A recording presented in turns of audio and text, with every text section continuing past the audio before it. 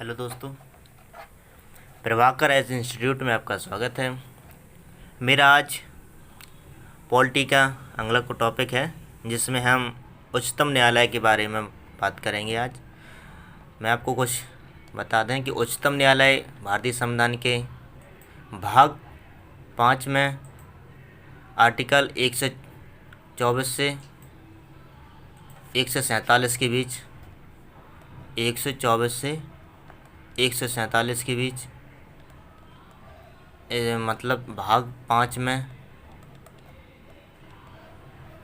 124 से है जो वो उच्चतम न्यायालय के बारे में वर्णन करता है, जिसमें उसकी नियुक्ति के बारे में और उच्चतम न्यायालय के जो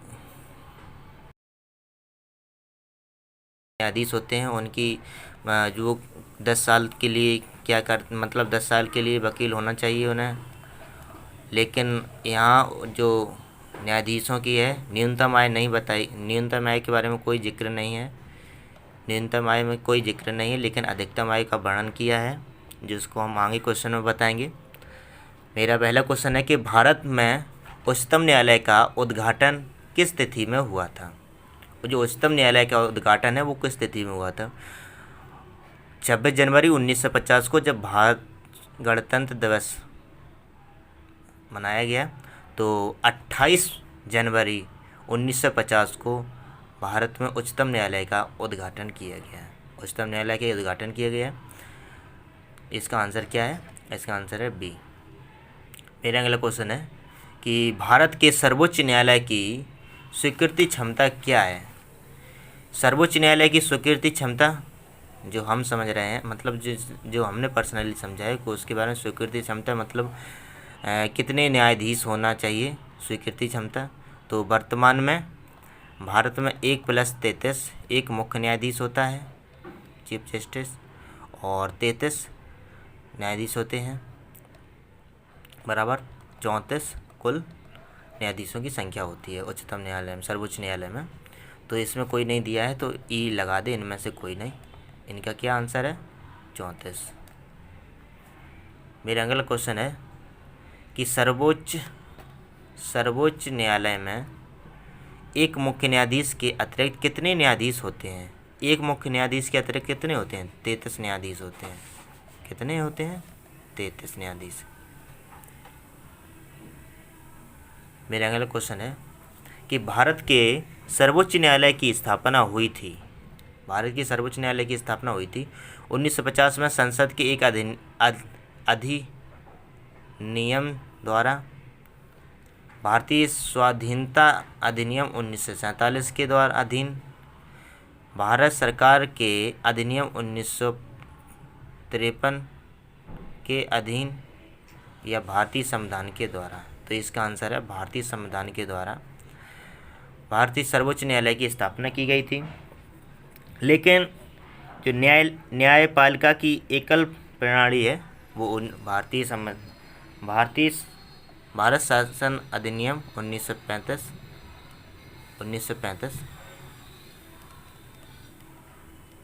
भारत सरकार अधिनियम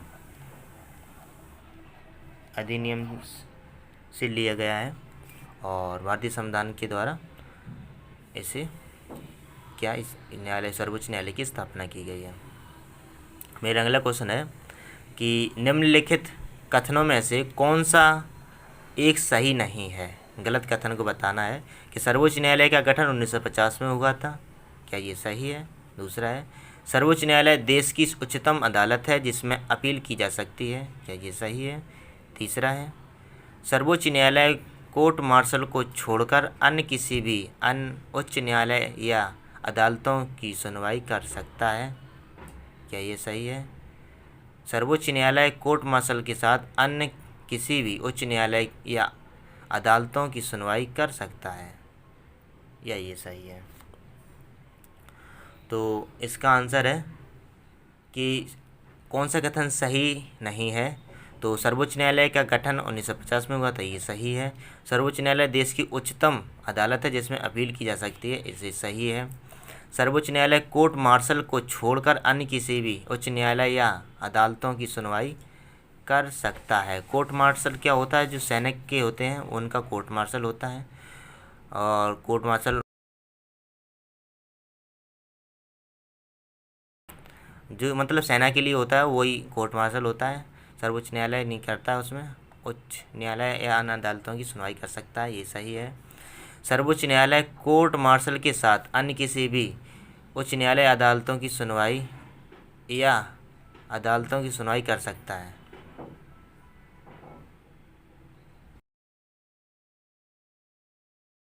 करने की शक्ति किसमें निहित है?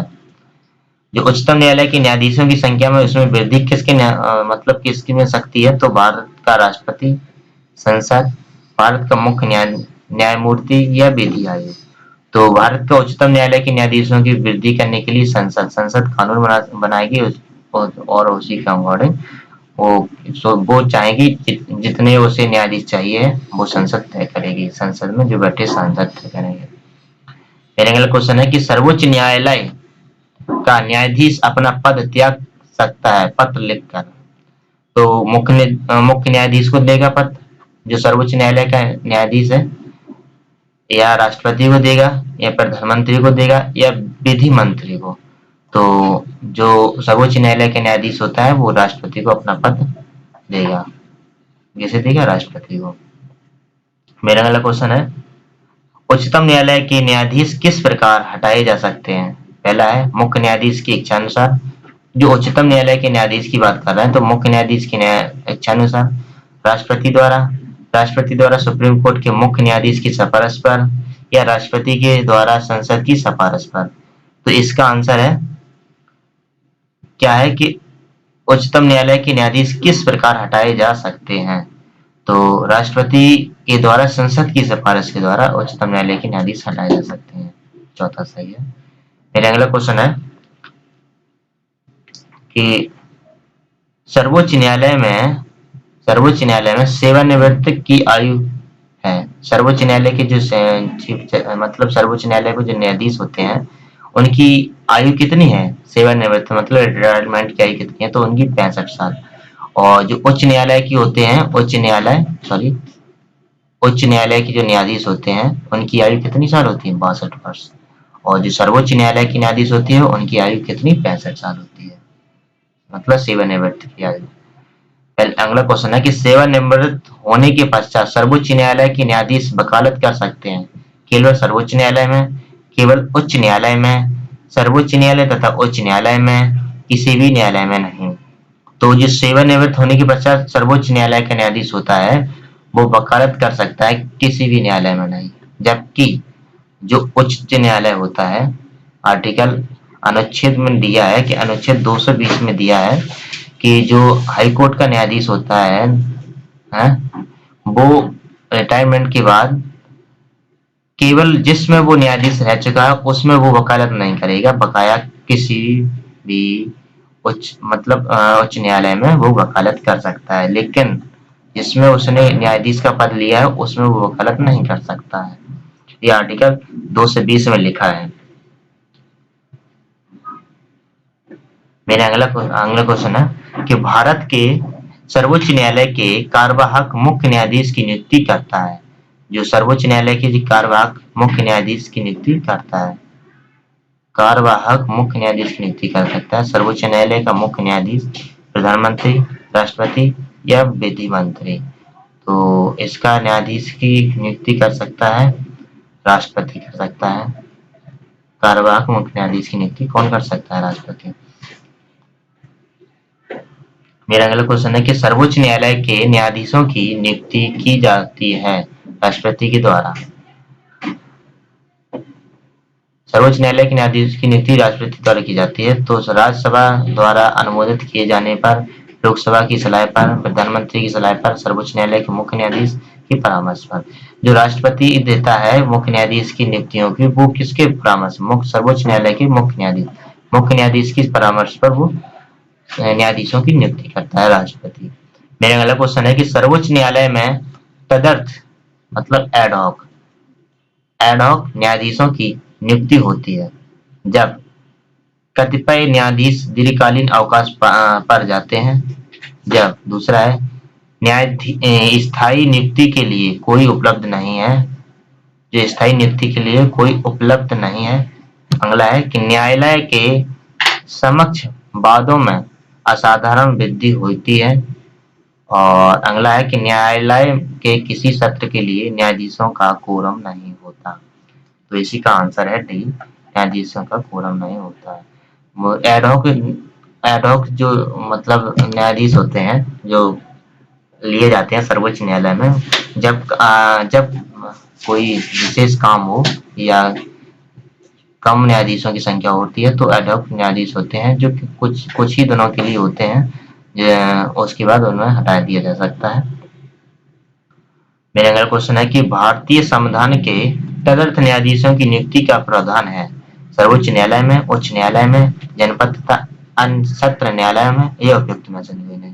जो तदर्थ न्यायाधीश हैं वो केवल सुप्रीम कोर्ट में, केवल सुप्रीम कोर्ट में, केवल शब्द लगा है तो केवल सुप्रीम कोर्ट में, अन्य किसी भी कोर्ट में तदर्थ न्यायाधीश नहीं होते हैं। ठीक है।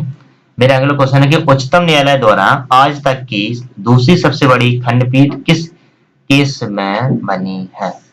तो गोकलनाथ केस में दूसरी सबसे बड़ी, तो मिनर्वा मिल्स केस में, या बैंक नेशनलाइजेशन केस में, या टीएम पाई फाउंडेशन केस में। तो हम बता दें कि आपको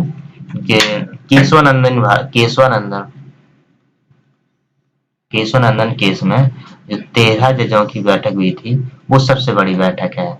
ठीक है, जिसमें 7 और 6 का वो आया था रिजल्ट, 7 लोगों ने उस केशवानंद, और जो ये गोकलनाथ केस है उसमें 11 खंडपीठ, 11 लोगों की बैठक, 11 जजों की बैठक बैठी गई, जो अगर केशवानंदन पहली है और गोलकनाथ दूसरी है खंडपीठ, जिसमें सबसे ज्यादा सबसे बड़ी खंडपीठ है।